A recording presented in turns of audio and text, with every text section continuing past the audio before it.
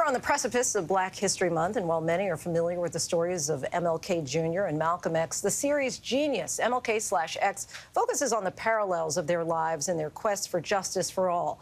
As the visionaries keep up with the demands of public service, they also exemplify what it truly means to lead one of the most significant movements in American history. Let's take a look.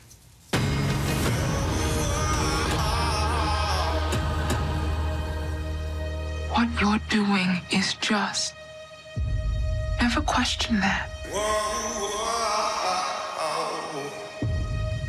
Brothers and sisters, are you ready? And joining us now, Kelvin Harrison Jr., who plays MLK in the series, and Pierre, who plays Malcolm X. Gentlemen, thank you so much for coming on the show. Kind of want to start out with a question for both of you. Obviously, these are two of arguably the most well-known men in American history, and they've also been portrayed by some really phenomenal actors. And so I'm curious, when you take on this assignment, is it daunting? Absolutely. I think, and we appreciate you highlighting that. You know, it's, I remember when I was first contacted by Gina Prince Bythewood and Reggie Rock Bythewood, the executive producers on this limited series, and they offered me the role of portraying Malcolm X, and I was terrified. I questioned whether I had the capacity. I questioned whether I had the endurance, the stamina, the emotional intelligence to portray the great Malcolm X. How about for you, Kelvin? Well, I definitely was terrified. But, you know, Aaron and I talked about taking that feeling of imposter syndrome, which is what I talked to the executive producers about, that we, you know, maybe we hadn't earned this moment, but turning it into something that was useful for the show, which this is a show that really likes to highlight the humanity of these guys and, like, how they actually were just humans. And how did you prepare for the role? Extensive research. You know, I think for me, you know, I can only speak from my own perspective. I can only speak from my viewpoints objectively.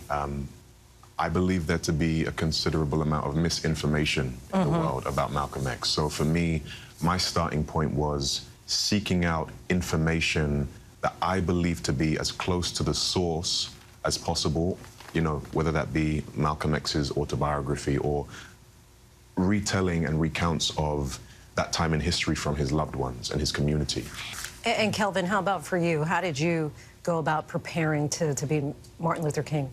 I mean, it's very similar to Aaron. I traveled. I went to Memphis. I went to Birmingham. I went to Atlanta. I went to D.C. I tried to read as much as I could. I mean, I think I read every book he wrote.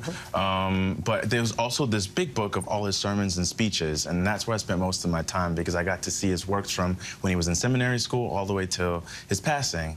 And you kind of get to see the evolution of a man. And so when you're dealing with someone that we get to craft from probably 20 years old all the way to 39, you're looking for all the different shifts and nuances and how the thoughts are changing. What philosophers is he really relying on in these moments of his life? And I should have started here, but I want to commend you. I think that you both really nailed it, you know, which was a really high bar to get to, and I thought it really came across well.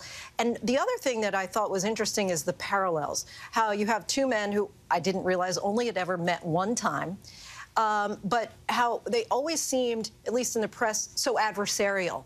But there are so many things that are congruent in their lives that we see reflected in their childhood early on. And one thing that I was curious about, do we know that their fathers played such a significant role, not just in creating who they were, but basically telling them as young men, as we see depicted here, that you're going to be great? You know, that they were destined for greatness at an early age. Is that something that they revealed in real life, you know, in books or any interviews? I think, yes, they are often depicted as diametrically opposed. And I think, you know, in my discovery, and again, I think we share this sentiment, in my research, in my exploration, as opposed to being opposing forces, they are actually two forces that are running parallel towards the same objective, towards the same end goal. They just have different perspectives of which route is most conducive to that end.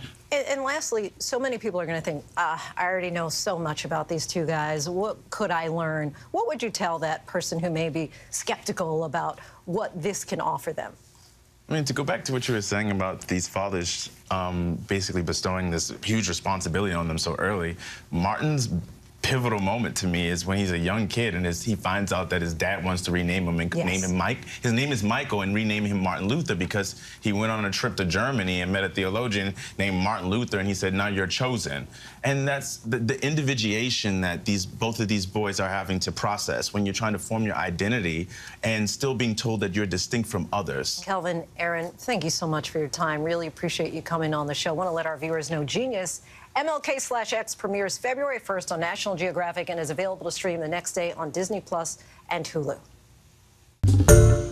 Hi, everyone. George Stephanopoulos here. Thanks for checking out the ABC News YouTube channel. If you'd like to get more videos, show highlights, and watch live event coverage, click on the right over here to subscribe to our channel. And don't forget to download the ABC News app for breaking news alerts. Thanks for watching.